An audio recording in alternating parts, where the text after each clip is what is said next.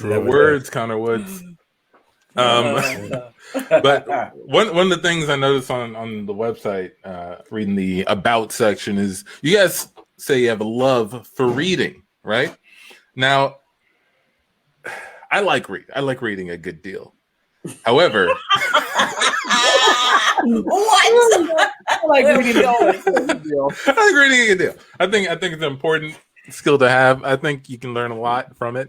I support it. I support people's desire to read. However, I myself take quite a while to read a physical book, right? Okay. Not because I read slow, I just don't dedicate the time I need to read it. But I want to ask about your reading habits. Do you still read physical books? Are you going the audiobook route? Do you mix it up? How do you even make time? Do you have a special space for it? A study? A special chair? I want notes. I want techniques, tips. So for me, I do have a day during the week. So myself and a couple of my friends, we have a sort of book club discussion on Thursdays. And so we pick a book, we read through the book, we'll do 30 pages a week, and then we come back and discuss. And that keeps us honest. It's sort of like an accountability circle.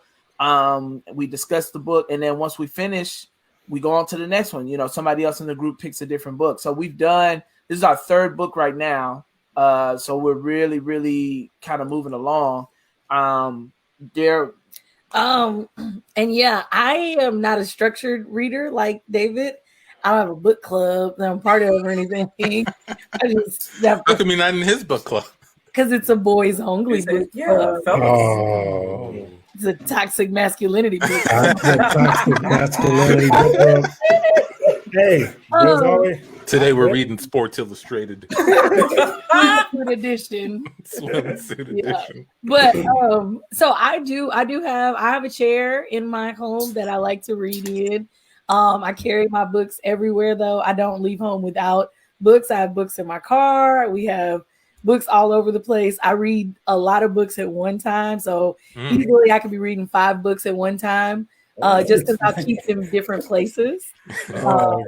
And so there's a book by my bed. There's a book by my chair. There are 2 books in my car. There's a book in my office. So I am constantly reading different books. So yeah, I just love it. I think that's where I messed it up. I think in the past I would try to stick to one book. Oh, I can't start that other book. I got to finish this book I'm reading. Yeah. But I think opening it up to just have books in different places, and that's what you read if you're there. I think that makes a lot of sense. I gotta put some books in my car. John, were you gonna say something?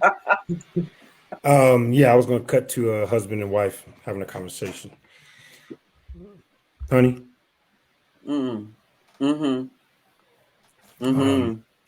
Sorry, I didn't want to interrupt you reading. Fight the man. Okay, I'm done. What?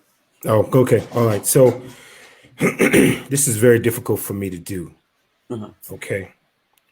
But I think you're doing a little bit too much excessive reading.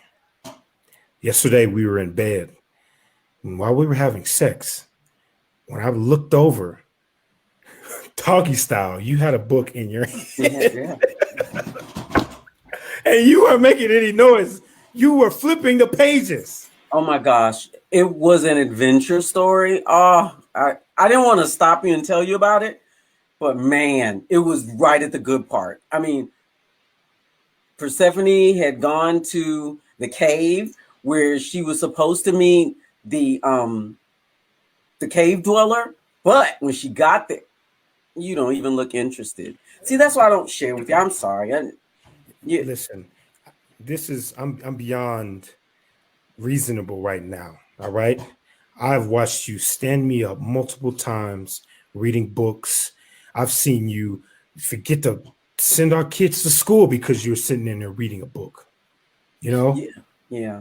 You got arrested for driving while reading a book. I know, but I just can't help it. I love books. I love reading. Reading is my life. Do you not love me? Of course. But You I don't mean, give me any attention. I mean, sex or read books. Come on. this Am I that bad? sounds just like Persephone's dilemma in the story. She was so dedicated to helping the village escape from the ice monsters, but she was also torn to her love of caves and cave dwelling and spelunking and all the things that caves offer. I mean, she didn't even know what to do. I guess. Wow, it's.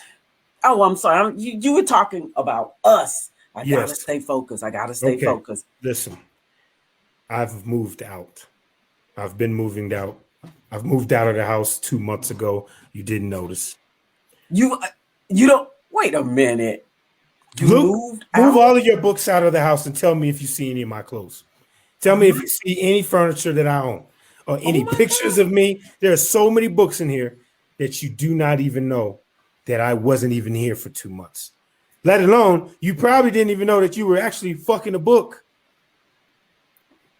while reading a book. Yeah. Took a long time to engineer that, but I figured it out because I needed to prove to myself how much these books meant to you and how little I meant to you. But I'm gone, all right? Staying at my brother's house in Weaverville, which tells you how fucked up this is. We cut to Tandy's book club later that week. So girls, yeah,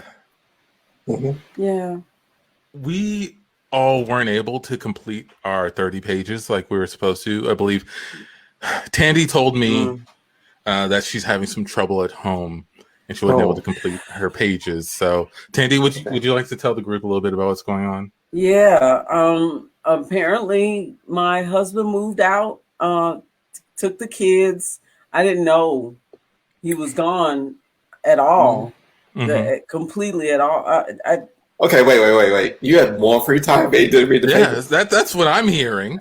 Yeah. I don't understand how you couldn't get the 30 pages done if you didn't have a husband in the way. What's going on? Yeah, all the distractions are gone, and you could have what were you doing? Well, I mean, I was reading. I was really reading, and then I mean, he would occasionally interject, like just to say, "Hey, I'm gone," or "Hey, I'm not here," and he'd call and say, "Have you even seen the kids?" And then I'd have to take time away from reading to answer his questions and have a conversation. I mean, I even tried to get him into reading some of the books. I spent time trying to convince him about just my love of books. Did you tell him about Persephone's cave? All the time. And the dilemma with I read that far with the Phoenix. With the Phoenix. The dilemma with the Phoenix. Exactly. And how I did. It's a metaphor for emerging womanhood. How does he not understand this? This is exactly what you need to know in order to get into the book. And once you're in, you are hooked. You and I know that. I mean, we're all like-minded people here. But I mean, what I've also found is that he was the breadwinner. And without him being there, I have no food. I have no money. The lights are off. I'm reading by daylight only now. I can't even read at night like I used to. I'm hearing a lot of excuses. I'm hearing a lot of excuses. Because we have about 12 hours of daylight to get reading done. If that's what you have, that's more than enough to get 30 pages done. If you're not going to be honest with us, I don't know if there's a place in this book club for you. We are dedicated here. This is a tight-knit club. You guys are kicking me out of the book. I told you, I lost everything. We just don't think that you're paying enough attention to the club. Yeah. My husband? Not the club? What am I paying attention to? What is taking all of my time? I don't understand. I don't get it. I need somebody to point that out. And while she's saying, Tandy doesn't realize this, that she's at home alone saying this to her book.